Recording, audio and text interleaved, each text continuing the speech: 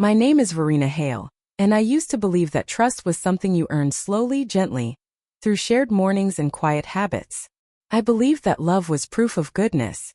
I believed in loyalty the way some people believe in prayer. I do not believe that anymore. The moment everything changed wasn't when I discovered the lies. It wasn't when I saw the messages. It wasn't even when I learned my husband, Thomas, had been using my own reputation to discredit me. It was the moment he said the words, "No one will believe you." He said it with a calm so rehearsed it felt like routine.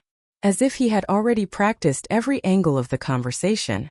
As if this moment was not shocking or shameful to him, but merely the next step in a script he had written without me.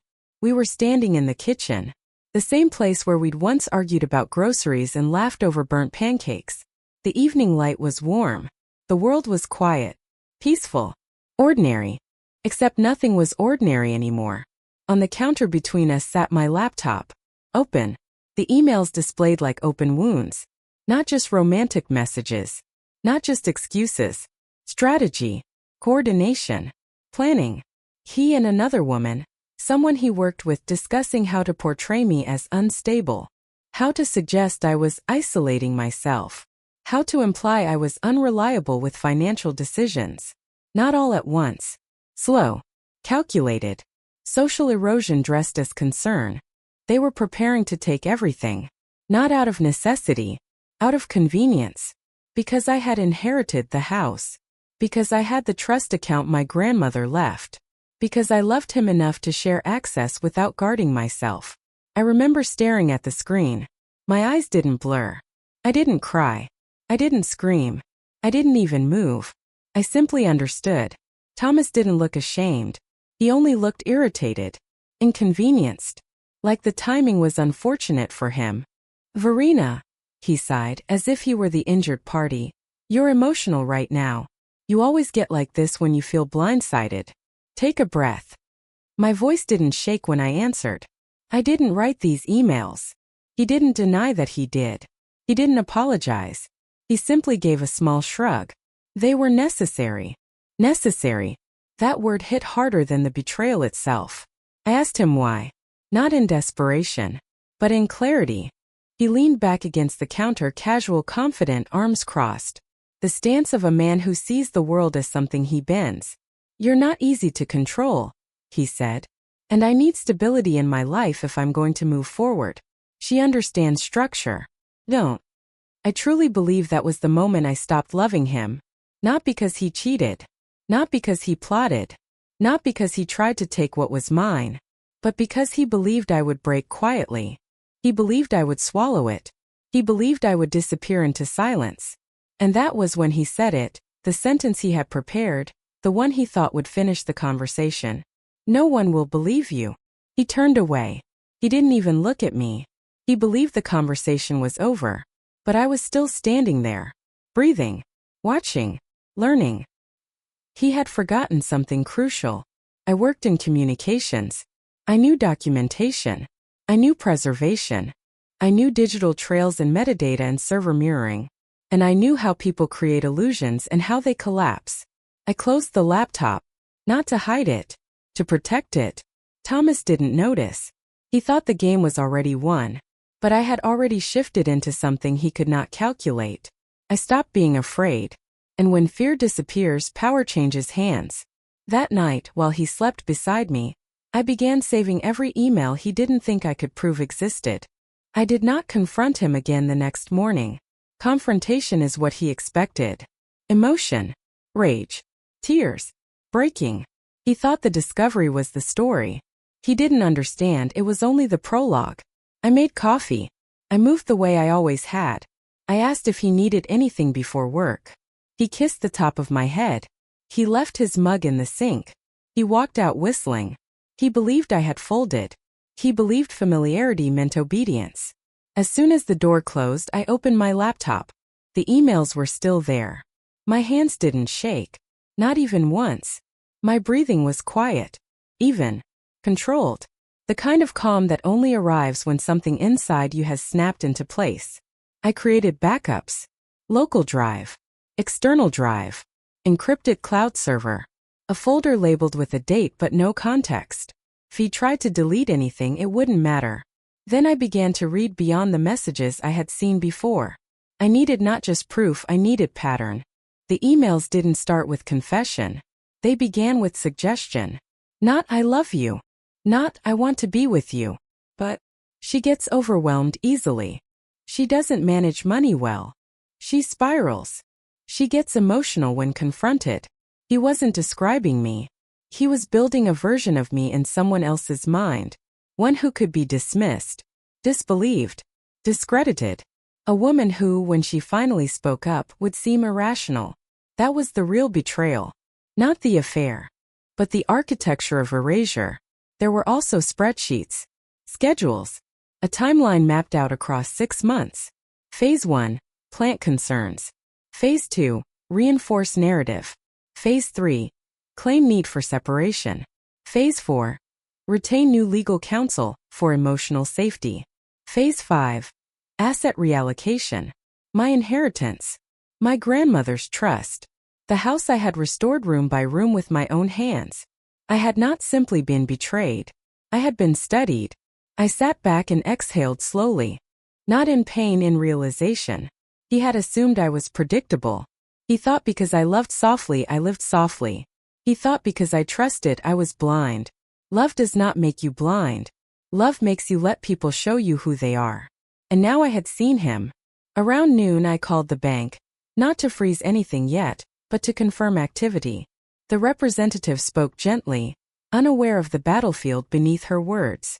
Yes, Thomas had requested information about transferring a joint asset account.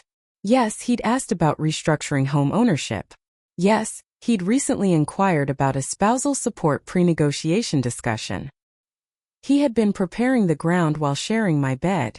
I did not cry.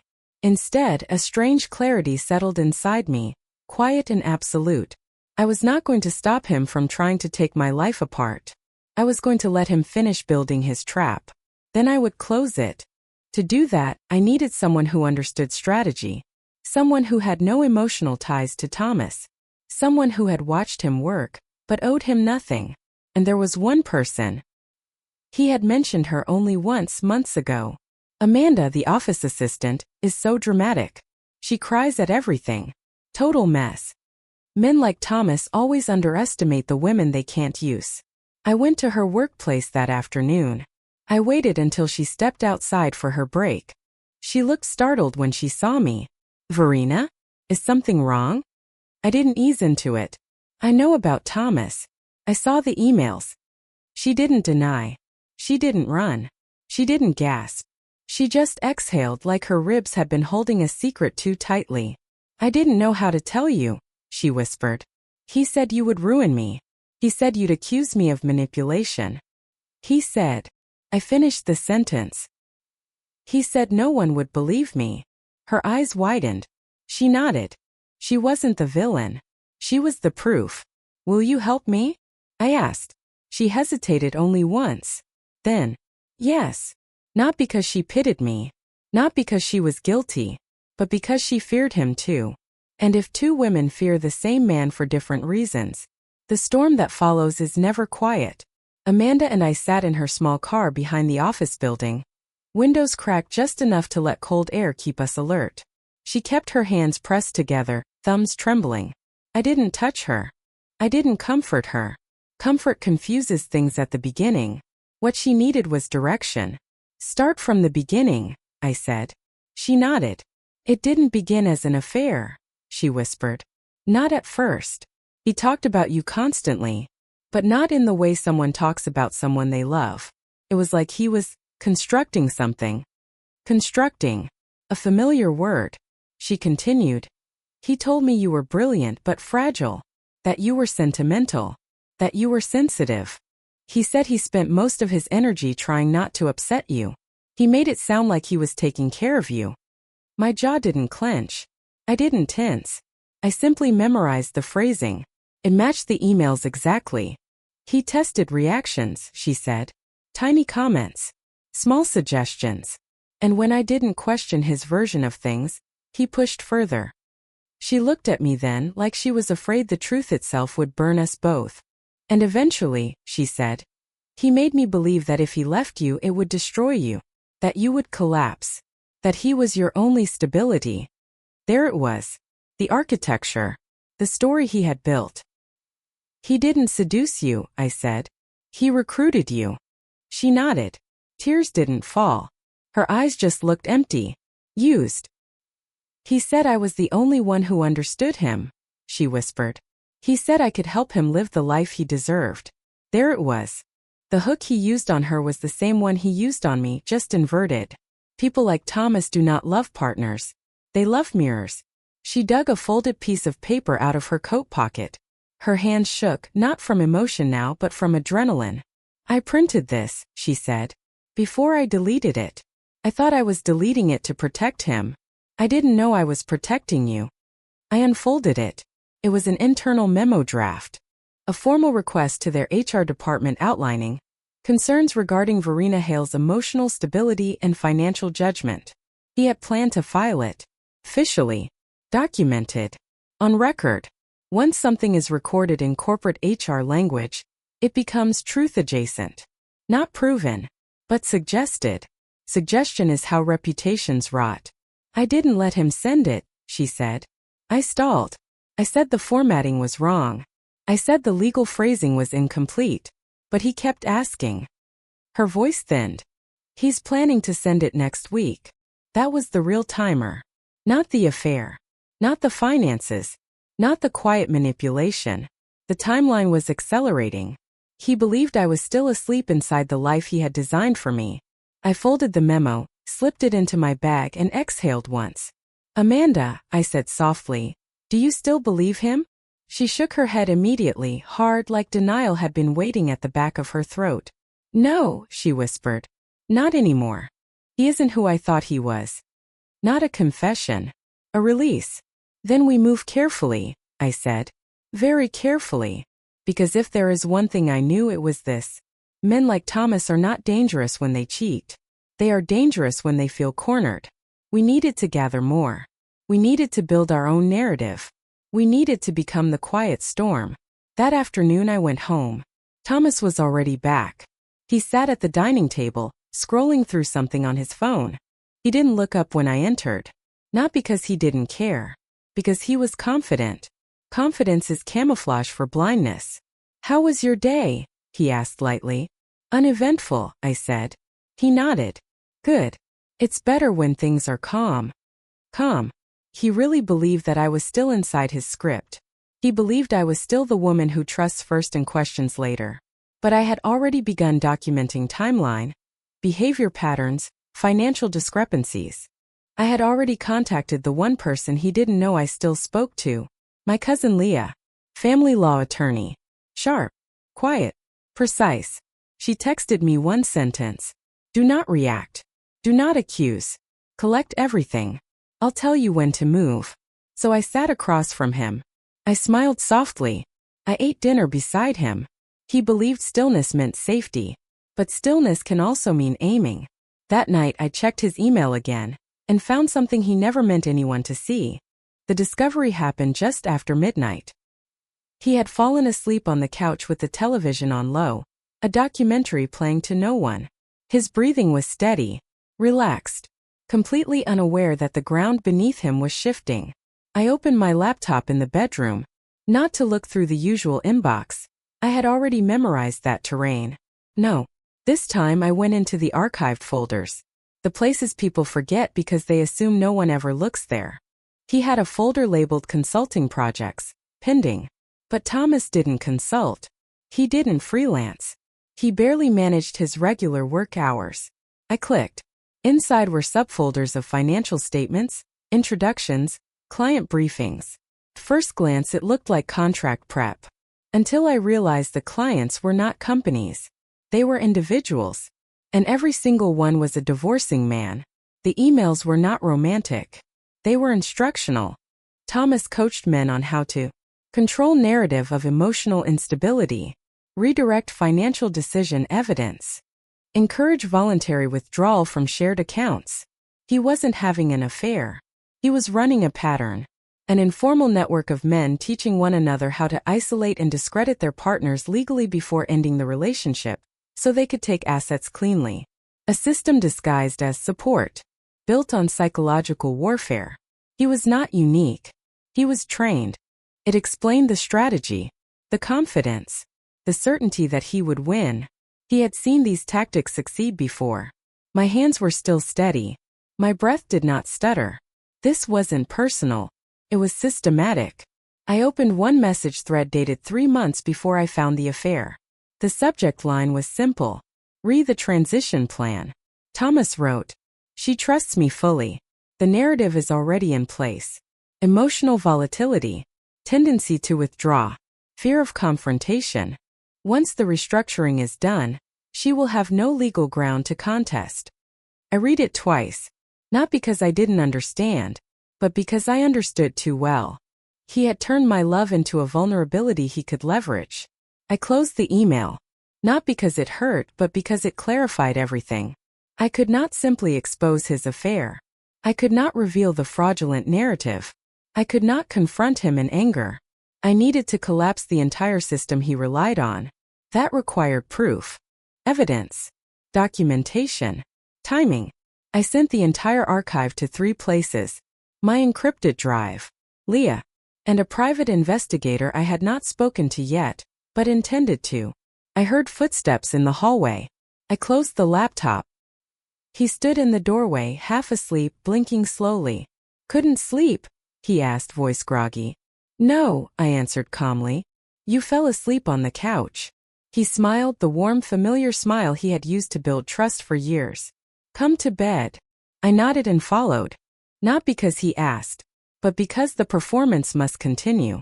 In bed, he wrapped his arm around me. His hand rested gently against my side, like it always had. Except now the contact didn't feel like closeness. It felt like surveillance. I kept my breathing slow, steady, relaxed, the rhythm of someone who is safe. But inside I was counting. Not hours. Moves. At dawn, Leah texted, "We move soon. Do not alert him. I need one more piece. Find proof of intent." Words. In writing. Proof of intent. The one thing manipulators never willingly provide. But Thomas had a pattern. When he believed victory was near, he grew careless. Confident. Verbose. He would give me the proof. I only needed to create the situation that made him speak freely. That day, I placed my wedding ring on the dresser. Not gone. Not hidden. Visible. A signal. Not to him. To myself. The woman who stood in this marriage yesterday is gone. The woman who remains is something he doesn't know how to calculate. That evening, I asked him a simple question, and he answered exactly the way I needed him to. I waited until evening. Not morning when routine masks everything. Not midday when distractions are everywhere. Night is when confidence loosens. When people speak without guarding their edges. He was in the kitchen, pouring a glass of wine. He always had one after work, not to relax but to perform relaxing. Another practice gesture. I leaned against the doorway, casual, neutral. No tension. No accusation. No tremor. "Thomas," I said softly, "do you ever think about how we got here?" He looked up, surprised, not alarmed. He thought I meant marriage. History. Nostalgia. His guard stayed down. "That's just relationships," he said, swirling the glass. "Some people grow. Some people don't." He was talking about me. Of course he was. I didn't react. Reaction feeds control. I walked to the table and sat down. Calm. Balanced. Still. "What do you think is going to happen?" I asked. "When we separate?" I watched carefully. No shock. No flinch. Just calculation. He had already planned for this moment. "Well," he said slowly, sliding into the chair across from me, "it depends how you behave." Behave. He said it like a command. Like a leash. "If you make this difficult," he continued, "people will see who you really are. They'll see how emotional you get. How unreasonable." He smiled, reassuring, gentle, practiced. "But if you stay calm, we can handle this peacefully." We. As if we were still a unit. As if unity remained after deception. I needed him to keep talking and he did, too easily. "I'll make sure you're comfortable," he said. "You'll still have what you need. You just shouldn't manage the finances." You know that's never been your strength. There it was. The narrative spoken aloud. Straight from his mouth. No interpretation needed. I kept my tone mild. And what will you tell people? He laughed softly. The truth they already believe. You're overwhelmed. You need stability. I'm providing it. They'll side with me naturally. You know how people are. He leaned back, confident, satisfied with the logic of his own trap. He believed I was asking because I was defeated. He believed he was comforting me. He believed the game was still his. I nodded slowly. I see. He mistook that for acceptance. He stood, kissed the top of my head. Ownership disguised as tenderness, and went upstairs. I didn't move for a full minute. Then I reached for my phone, pressed record, and quietly repeated every word he had just said. His tone. His phrasing. The calm coercion. The strategies spoken in his own voice. I saved the file. Copied it twice. I renamed it nothing sentimental, nothing dramatic. Just Intent Audio 1. At midnight I met Amanda in her car again. She listened to the recording with both hands gripping the steering wheel. Her eyes didn't widen. She didn't gasp. She didn't cry. She just whispered. He really thinks he's untouchable. I nodded. He thinks I'm predictable. Amanda turned to me. So what happens next? I didn't smile. Victory is not joy. It is clarity. We stop reacting, I said. We start steering. The next morning I woke before him. I made coffee. I set the table. I placed his mug exactly where I always did. And I sent one text. We have intent. Leah replied in less than a minute. Good. Now we're ready. Do not tip your hand. We move when I say. Stay quiet. Stay normal. He will reveal more. He always does. I closed my phone. I breathed. I sat across from the man who believed he had already written the ending to my story. He didn't notice the shift. But he would. Soon. That afternoon a name appeared in Thomas's inbox, one I recognized, and the moment I saw it, I understood the next phase of his plan, and how to turn it against him. The email arrived in the early afternoon. Thomas was in his office, door shut, the low murmur of his voice leaking through the wall. He always lowered his voice when discussing things he didn't want overheard. That habit, ironically, made it easier to notice when something mattered. I walked into the room under the pretense of bringing him coffee. He barely glanced up. He assumed I was still in the role he'd written for me. That assumption was now my greatest weapon. On his screen, an email notification hovered for a moment before fading. Sender Martin Cresswell. Subject. Final Steps Timeline. Martin. I knew that name. 3 years ago, Martin had divorced his wife. The story we'd heard was that she became unstable. That she lashed out. That she made impossible demands. And Thomas had spoken about Martin with admiration, the way someone speaks of a mentor. Now the pattern was undeniable. I didn't pause. I didn't hesitate. I set the mug down and left the room as quietly as I had entered. Once I was in the hallway, I took out my phone and typed one sentence to Leah. His contact in the network reached out.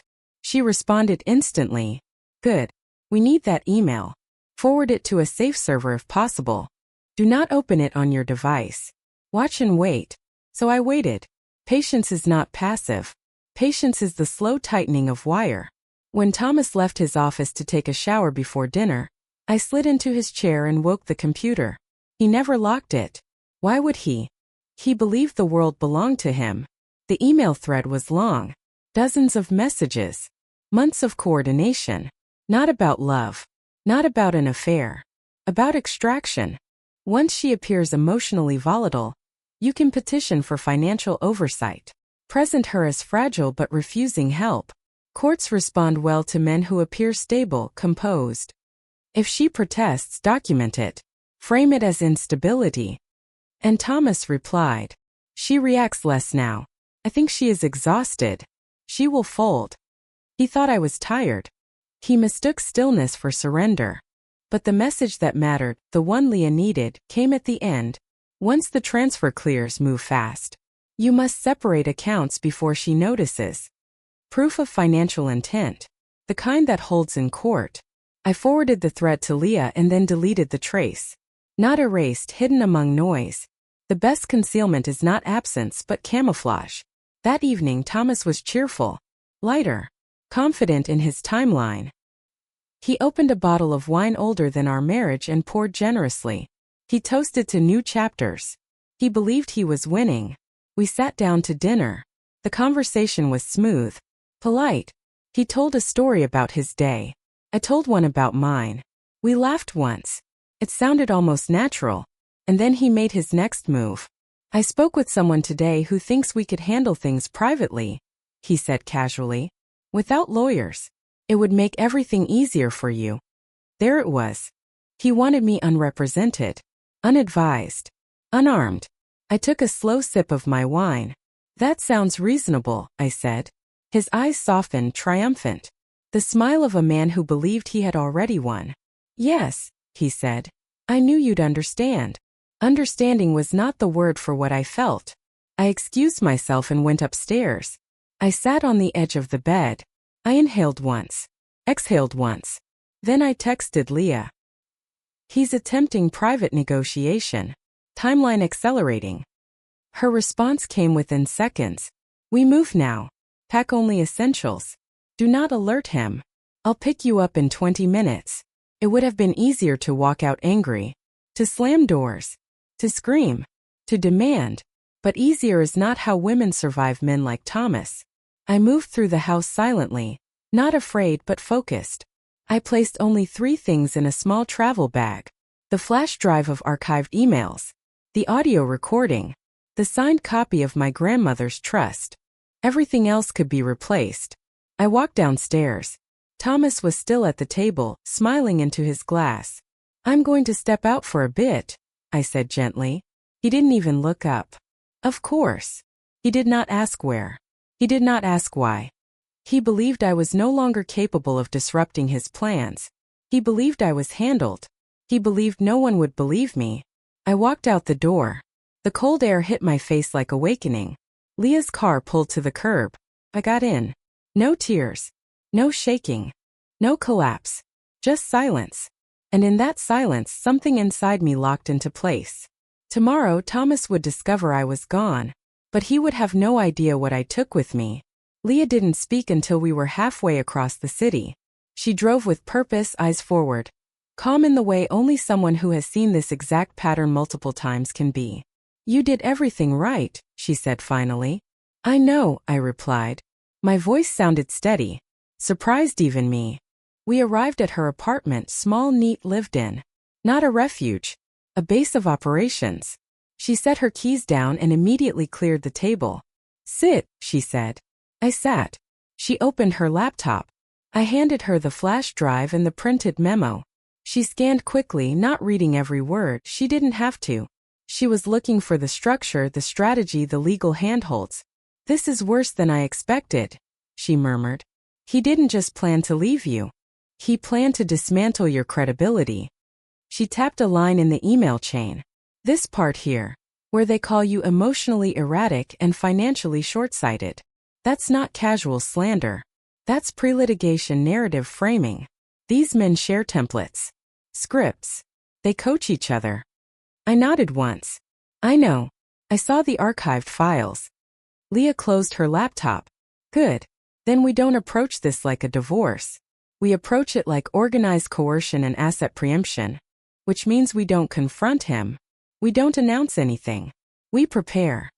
She handed me a notepad. Write down everything he has access to: accounts, shared property, passwords, storage units, safe deposit boxes. Even the things that don't look important. My list was precise. Not frantic. Not emotional. He had mistaken my silence for fragility. But silence is a tool. When I finished, Leah leaned back. Okay, here's what happens next.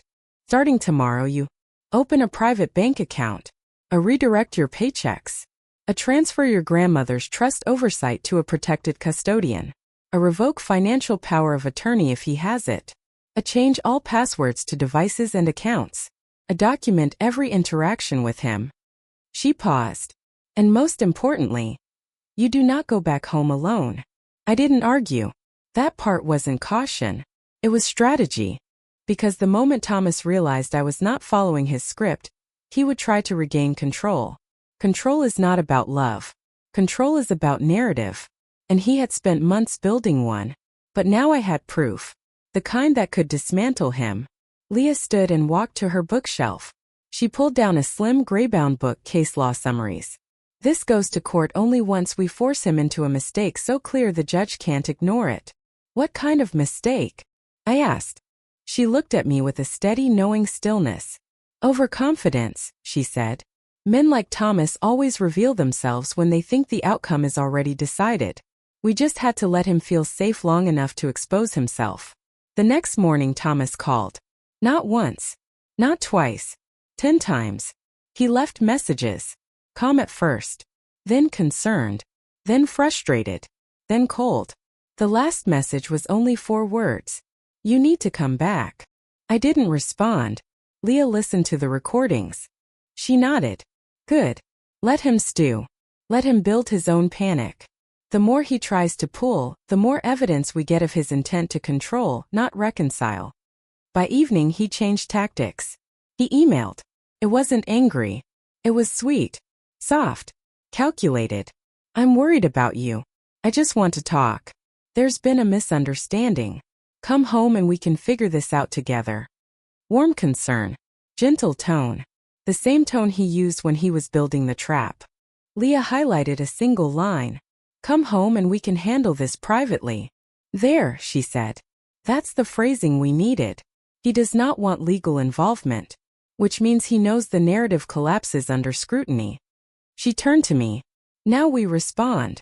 I typed exactly what she dictated, neutral, polite, controlled. I'm safe. I need time. I'll reach out when I'm ready to talk. No emotion. No accusation. No information. It would drive him mad. And that was the point. The next morning, his strategy shifted again. Not emails. Not calls. A message from an unknown number. We need to meet. In person. Today. He was losing control fast. And when men like Thomas lose control, they make their first visible mistake. I agreed to meet him. But he had no idea who would be sitting beside me. We chose a public place. Not a restaurant too intimate. Not a cafe too predictable. A hotel lobby. Open space. Marble floors. Quiet enough to hear tone. Public enough to prevent performance. Thomas arrived before we did. Of course he did. He liked controlling the environment. He liked choosing the ground. He wanted to look composed when I walked in. But composure means very little when you cannot control the audience. I entered with Leah at my side. His eyes flicked to her. Just for a second, confusion, irritation, calculation. Then he smiled warmly, as if this were a reunion, not a negotiation. Verena, he said gently. You look tired. That was his opening move. Subtle character deflation. A reminder of the narrative he believed still existed. I sat down without responding. Leah sat beside me. She did not greet him. He saw that too. Why didn't you come home? He asked. His tone was careful. Practiced. Concerned. The tone of a man performing empathy for an invisible camera. I didn't answer his question. Why did you want to meet? I asked instead. He leaned forward, elbows on knees, posture relaxed, rehearsed vulnerability. I think we've both been overwhelmed, he said. We let assumptions spiral. We didn't communicate. I think we should resolve this privately. For our sake. For dignity. Dignity. He meant silence. He meant control. He continued. If lawyers become involved, things will get messy. People will pick sides. It will hurt both of us. I want to take care of you, Verena. I always have. It was almost fascinating watching him. He wasn't lying. Not in his mind. He truly believed that his actions were reasonable. That betrayal was a strategy. That narrative assassination was stability. I let silence stretch. He needed me to speak. He needed feedback to shape the next tactic. But I didn't speak. Leah did. You contacted multiple advisors regarding asset transfers, she said, voice even. You created a documented narrative to portray Verena as unstable. You prepared to move funds without disclosure. Thomas's eyes sharpened, just briefly. Then his face softened again. Verena, he said to me, ignoring Leah completely, this is what I mean. Other people will twist things. They'll take something small and make it into something dangerous. He reached out, placing his hand over mine. A gentle gesture. A practice gesture. A gesture meant to anchor ownership. I did not pull away. I simply looked at him. When did you decide I was a liability? I asked quietly. That one sentence made his hand freeze.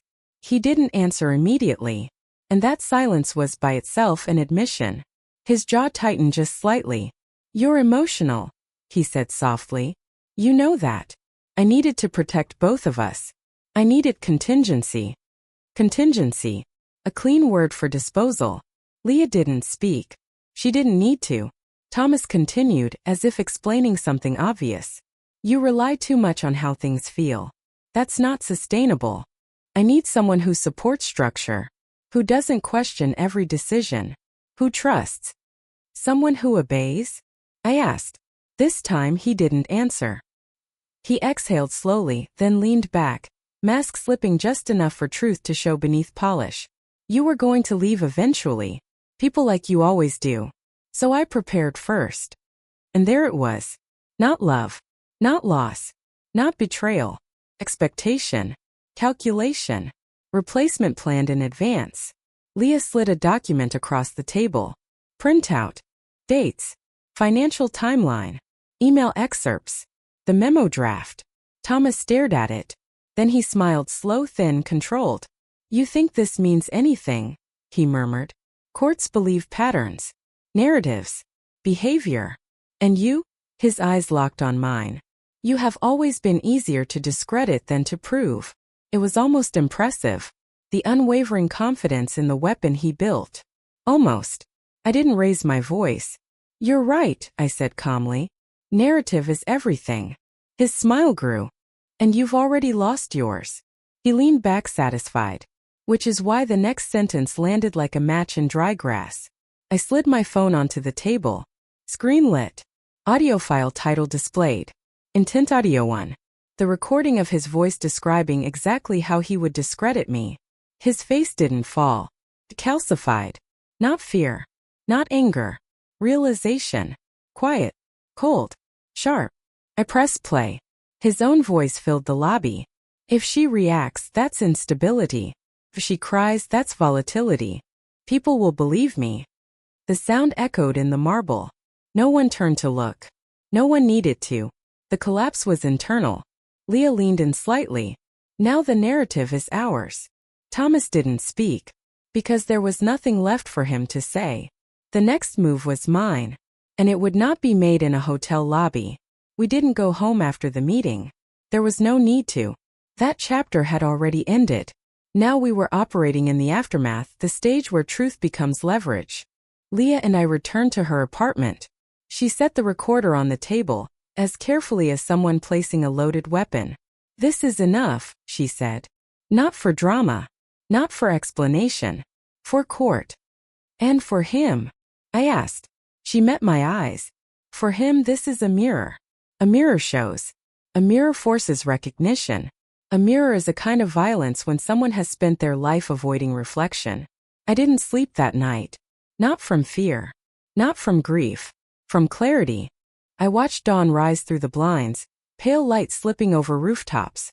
A new day that didn't belong to him. At 9, Thomas finally sent a message. Not an apology. Not anger. A single sentence. We need to talk alone. He still believed proximity was influence. I replied. No. Just one word. He called. I didn't answer. He called again. I didn't answer. Then he sent what he thought was his strongest move. I'll tell everyone you're unstable. You know I can prove it. Leah and I read it together. She smiled just slightly. There, she said. That's coercion. That's intimidation. And you didn't provoke it. He did it on his own. She forwarded the message to the evidence folder. Patterns reveal predators better than accusations. Hours passed. He switched tones again. Verena, please. I'm scared.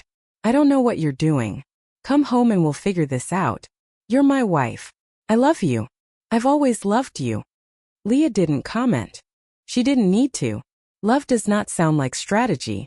Love does not require witnesses. Love does not break someone and call it care. We documented that too. Around noon, Amanda arrived. She looked different now, not smaller, not sorry. More awake. She brought a stack of printed emails. Ones I hadn't seen. Ones Thomas thought he deleted. They weren't about romance. They were about timeline acceleration. She's getting quieter. That means she's weakening. Once the trust is restructured, she'll have no leverage. No emotion. Just planning. Amanda sat beside me at the table. I am done protecting him, she said. Not dramatic. Not emotional. Just true. And truth is a kind of joining. Leah looked at us. One woman who had survived being studied, and another who had survived being used. You two are not victims, she said. You're witnesses. Witnesses change cases. Not people who suffer. People who testify. Not collapse. Reconstruction. The silence that followed wasn't heavy. It was full. Full of direction. Full of momentum. Full of what comes after being believed. Because that was the shift. Not proving him wrong. Proving me real. That evening, Thomas's tone changed for the final time. One last message. I'm coming to get you. We're ending this. Not a threat. A declaration. Men like him always try to reclaim the narrative in person. Leah stood up and picked up her coat. She didn't panic. She didn't rush. She simply said, "Good. Let him come. He'll make the mistake we need." I didn't feel fear. The woman he expected. The one who would cry, panic, plead. She was gone. Composure is not numbness. Composure is alignment. A car pulled into the lot outside. His headlights swept across the windows. Amanda went still. Leah nodded once. This is where everything shifts, she said quietly. And I stood. Not to hide. Not to run. Not to negotiate. To end it. When Thomas walked through that door, he would find a woman he did not recognize. He didn't knock. Of course he didn't. Men who believe they are the center of every room do not knock. He walked in with the confidence of someone who still thought he could shape reality by speaking first. "Verena," he said, breath tight, anger contained beneath civility. "This has gone far enough." I didn't move toward him. I didn't step back. I simply stood where I was, with Leah on one side, Amanda on the other. Not shields. Not allies. Witnesses. He looked at Leah first. Disdain. Dismissal. Then he turned to Amanda, shock flickered there. She didn't drop her gaze. His jaw clenched. "So that's how it is," he said quietly. "You've decided to ruin your own life just to spite me." There was no rage. Just entitlement. A man who believed outcomes were predetermined. "No," I said. "I've decided to return your actions to you." I placed the folder on the table. Printed emails. Financial timelines. His coaching messages. The HR memo draft. The recorded transcript. Every plan. Every step. Every intention. He froze. Not fear. Calculation. He was searching for the angle. The leverage. The weak point. But there was none left. "This is exaggerated," he tried. "Out of context. Emotional. You always." I pressed play. His own voice filled the room. "If she reacts, that's instability. If she cries, that's volatility. People will believe me." Silence swallowed the rest of him. He went still. Completely still. Because there are some moments a person cannot argue their way out of. Leah stepped forward just slightly. "Verena will be filing for divorce," she said. "Emergency protective injunction. Asset freeze request. Fraud review. Your network will be included in the disclosure. Every man you advised will be subpoenaed. If you attempt contact again, you will face immediate violation charges." He looked at me. Not at her. And for the first time, he didn't look superior. He looked small. "You were supposed to break," he whispered. Not angry. Just bewildered. "You always break." I shook my head. "No." I bent. "You mistook that for breaking." He swallowed hard. His eyes flicked to Amanda. She didn't look away. Then to Leah. Unmovable. Then to me. And he understood. He had already lost. Not loudly. Not dramatically. Not in flames. In documentation. In proof. In the truth he built himself. He left without another word. No slamming door. No shouting. Just absence. A quiet vacancy where his power used to sit. I sat down slowly. Not collapsing.